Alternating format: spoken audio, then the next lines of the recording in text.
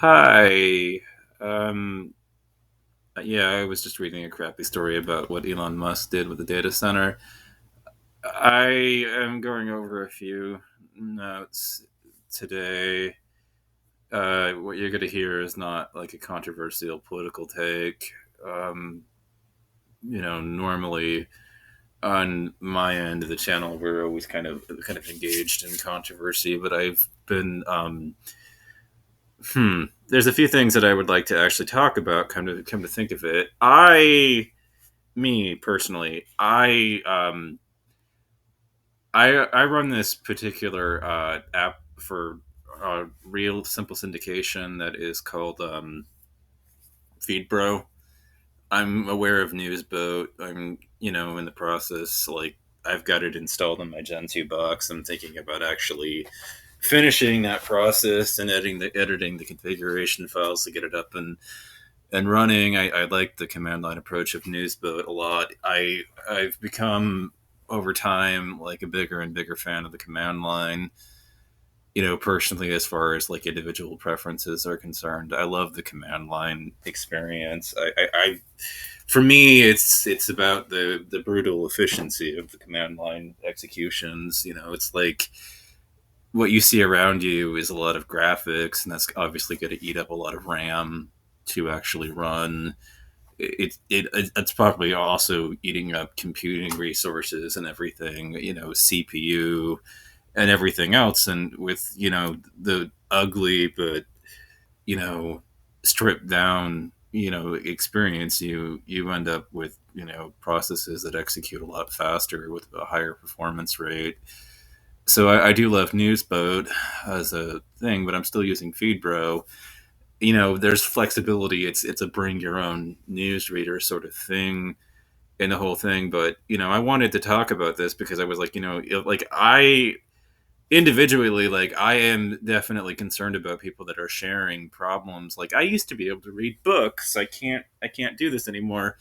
And I can't anymore. I can't focus long enough to do that. And so it's like I want to point them in the direction of a concept within neuroscience, which is called neuroplasticity, which is known, or the brain plasticity, which is the ability of neural networks in the brain to change through growth and reorganization. You know, it's when the brain is rewired to function in some way that differs from how it previously functioned. Now, we don't lose this ability the way that we used to think that we lost it. And it got me to thinking that a great way to deal with this would be for these people to actually subscribe to RSS feeds that contained content that they would be individually interested in, and instead of just reading the headlines, actually reading the articles. Now, I just read, because it is relevant to my own interest, the Etrian Odyssey and about, 1 and 2 and the remakes and everything, and to keep these classicals, you know, they are trying to keep their classicals pretty identical to the original, to everything. And I got to the end, and they do say that the decision to not include the additions from the Untold remakes, even as an options, is disappointing and prevents this release from being truly definitive. But they gave it a pretty good rating and everything of the whole thing, and it does ultimately appear to be like misclassified on certain sites as an ARPG. If you look at the combat system, obviously this is classical and turn based, and so it's like it definitely appeals to actually play, and so I am interested in it, and I read the whole article and everything, and you do that, and you eventually kind of regain your ability to actually read books, and I love it. I love like I read manga sometimes, so I've retained that ability as I've gotten older, and I mean I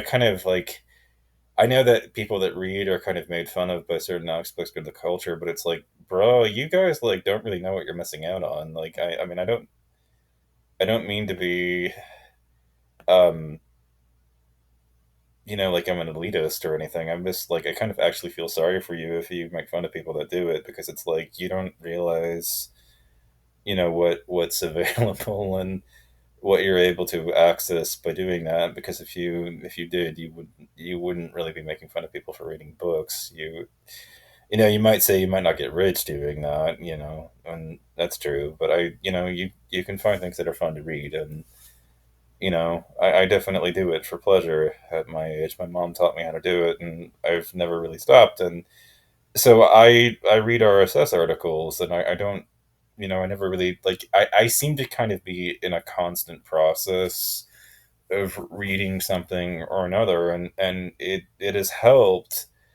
with my ability to retain my focus on some of these long shows and everything that are on television, and to get through the seasons of them and to read books and everything else. And it's kind of like we're at a point where a lot of people are struggling with this particular like loss of ability to actually focus.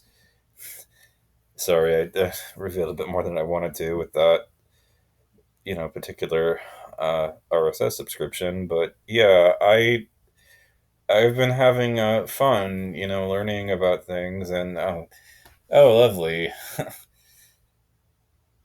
wonder what else Kitsploit is basically putting out lately. Like we read about the horror of Elon Musk, recently, and his move of the data in the data centers, and that's cool. Core boot, base Dashero updated for MSI Z690 with a Raptor Lake S MSI Flash BIOS. So I mean, I'm interested, obviously in Core boot and Libra boot, you know, but I run a Gen 2 Linux box. I mean, obviously I'm on my Windows 10 laptop at the moment, but I can prove that to you if I was put under the pressure of having to actually show receipts and everything for the whole thing. So yeah, I mean I use it, but if you do and you take my advice, all you have to do is like subscribe to feeds that have things that interest you, and read the articles. Don't just like too often Americans, like, we will just read the headlines instead of actually delving into the actual articles that are written. And that's kind of the mistake. I mean, we're just kind of scrolling through. I mean, obviously some of this stuff, like, I'm going through it because there's not really anything that's actually interesting enough to actually read the whole article. But like things like that RPG fan article stand out. Like, they're like, okay, I mean, it looks like it's a normal RPG that I've never actually heard of. It's turn based, and that's intriguing enough. And articles like the ones that came out in Tech Dirt were fascinating, even if horrifying, about Elon Musk's stories about the this was pretty terrible. I mean, I should probably put it in the underbar. Like, I mean, what if like the undocumented immigrants that they hired had been me? I mean, like, I would have parked the truck, somewhere, and used the data sheets to pop the padlocks, and then I would have just used my own computer, taken the hard drives out of the damn, server, and then plugged them in to my own devices and copied the data that was on them, or at least as much of it as I could grab over.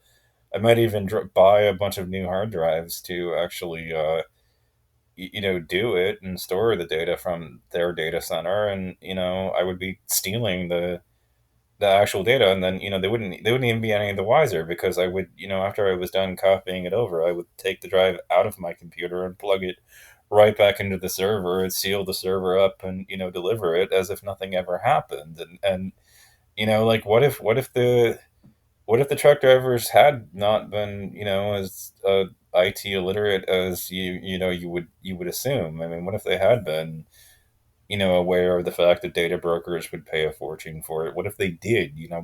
We've got no way of knowing that it was the sensitive data that was on those servers, and the Twitter at Twitter HQ was actually didn't get out exfiltrated by the truck drivers. We don't know. There's no way of verifying, and that's the thing. I mean, if it had been me, I probably would have done that. And the truth of the matter is that we don't know if they did, because there would be no way of knowing that it had happened. I mean, if it had been me that attacked it, I mean, exactly, there would be no way of knowing that I had stolen the data until it showed up at some data broker, and but that would be left behind, extensive VPNs to mask my identity and everything, and you would never really, be able to actually hold me to account for it, because you would have no way of knowing that the truck didn't get broken into or something, by somebody else, or which person driving or was behind it, who was in the truck with the movers was ultimately responsible for what happened. And so holding anybody to account would prove pretty much impossible. And I would be able to pretty effectively shield myself from the consequences of doing such a thing, and there wouldn't really be any ramifications, and I would get paid a good amount of money to sell it off to some data broker. And this is the horror of Elon Musk. And like, I'm sitting here as the son of a mainframe developer in a state of stunned disbelief. I mean, I guess I can believe it because it fits with the profile that I've always kind of had of billionaires, of kind of having a tendency to cut corners that they really shouldn't, and I mean, my perception of American capitalism is that it often plays fast and loose. I mean, if you look at how people make money in this country, a lot of the time it's really actually effectively by cutting corners that they shouldn't, by not, paying for the proper prep prep work that they should engage in, and preparing for the catastrophes that befall anything. I mean, as an IT person, drives fail periodically. So you should be backing things up.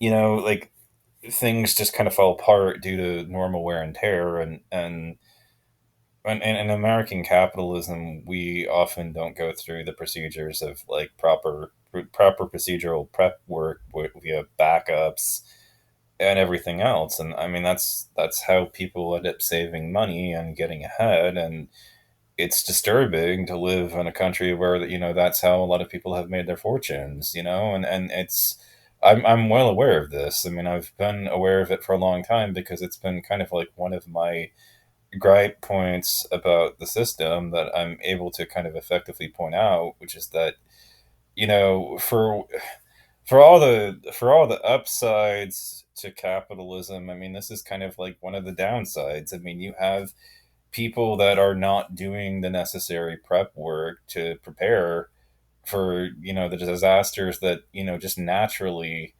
befall technology and everything else, just through normal wear and tear, and everything else. And oh god, my Twitter, my Facebook account, ugh. But